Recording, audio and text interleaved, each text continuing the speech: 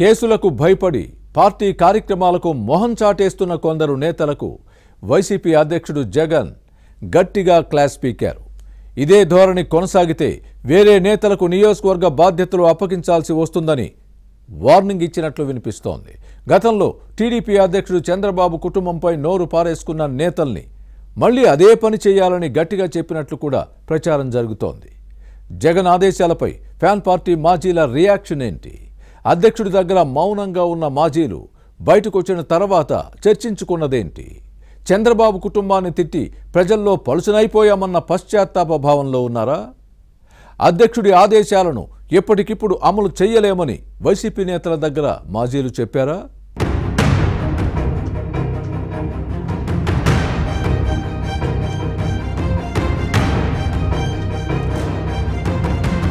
YCP అధ్యక్షుడు జగన్ మారలేదు, మారతారన్న guarantee లేదని పార్టీ నేతలు చెప్పేస్తున్నారు.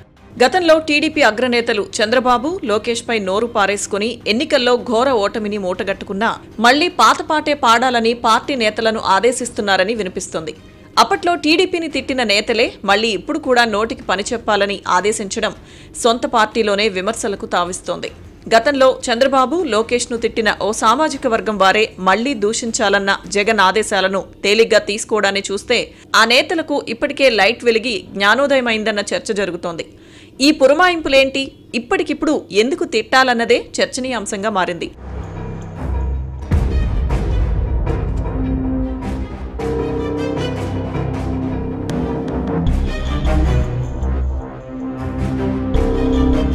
గత ఎన్నికల్లో ఓటమి తర్వాత వైసీపీలో పలువురు నేతలు సైలెంట్ అయ్యారు. కొందరు వ్యాపారాలు చేసుకుంటూ ఉంటే మరికొందరు హైదరాబాద్కే పరిమితమయ్యారు. వైసీపీ హయాంలో చంద్రబాబు కుటుంబంపై నోరు పారేసుకున్న వల్లభనేని వంశీ, కొడాలి నాని లాంటి నేతలు నియోజకవర్గాల్లో పార్టీ కార్యక్రమాలకు దూరంగా ఉంటున్నారు. కిడ్నాప్, నకిలీ పట్టాలను ఇచ్చిన కేసుల్లో జైలుకు వెళ్లి వచ్చిన వల్లభనేని వంశీ తాడేపల్లి ప్యాలెస్లో ఒకసారి జగన్ను కలిసినా ఆ తర్వాత నుంచి రాజకీయాల్లో క్రియాశీలకంగా లేరు. మాజీ మంత్రి కొడాలి నానిది ఇదే పరిస్థితి. ఆరోగ్యం దెబ్బతినడంతో ముంబైలో చికిత్స చేయించుకున్నారు. గుడివాడలో మట్టి తవ్వకాలపై విచారణ జరిపిన విజిలెన్స్ విభాగం నిజాలను నిగ్గు తేల్చింది. దీనిపై రాష్ట్ర ప్రభుత్వం ఏసీబీ విచారణకు ఆదేశించింది. ఈ నేపథ్యంలో కొడాలి నాని హైదరాబాద్కే పరిమితమయ్యారు.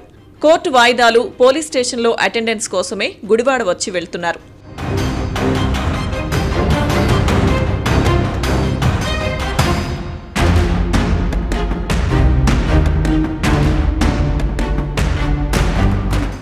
ఏలూరు జిల్లా దెందులూరు మాజీ ఎమ్మెల్యే అబ్బయ్య చౌదరి కూడా నియోజకవర్గంలో ఉండడం లేదు.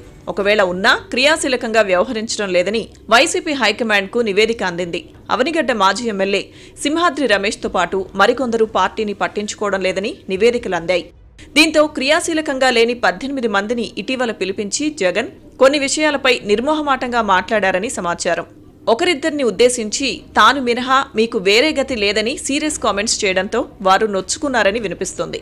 ఇలానే ఉంటే ఇంకో 2-3 నెలల తర్వాత ప్రత్యామ్నాయం చూసుకుంటానని హెచ్చరించారని పార్టీ వర్గాలే చెబుతున్నాయి.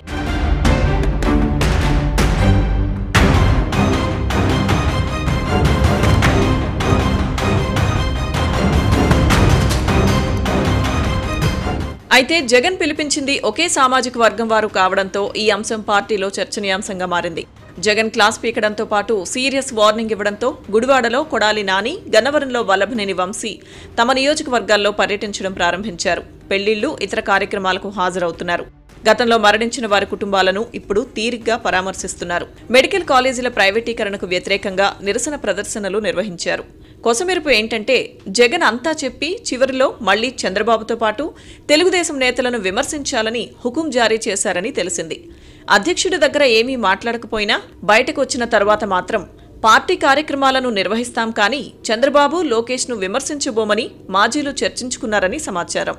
గతంలో ఇష్టం వచ్చినట్లు నోరు పారేసుకోవడంతోనే నియోజకవర్గాల్లో రాజకీయంగా దెబ్బతిన్నామని, సామాజిక వర్గం కూడా దూరమైందని, ఎన్నికల ఫలితాలతో తల బొప్పికట్టిన మాజీలకు ఇప్పుడు జ్ఞానోదయమైందని వైసీపీ నుంచే కామెంట్స్ వస్తున్నాయి. అందుకనే విమర్శల జోలికి వెళ్లకుండా పార్టీ కార్యక్రమాలను నిర్వహిస్తే సరిపోతుందని వారు భావిస్తున్నారని తెలిసింది. జగన్ వార్నింగ్ ఈ ఇరువురు నేతలపై ఎన్ని రోజులు పనిచేస్తుందో వేచి చూడాలి.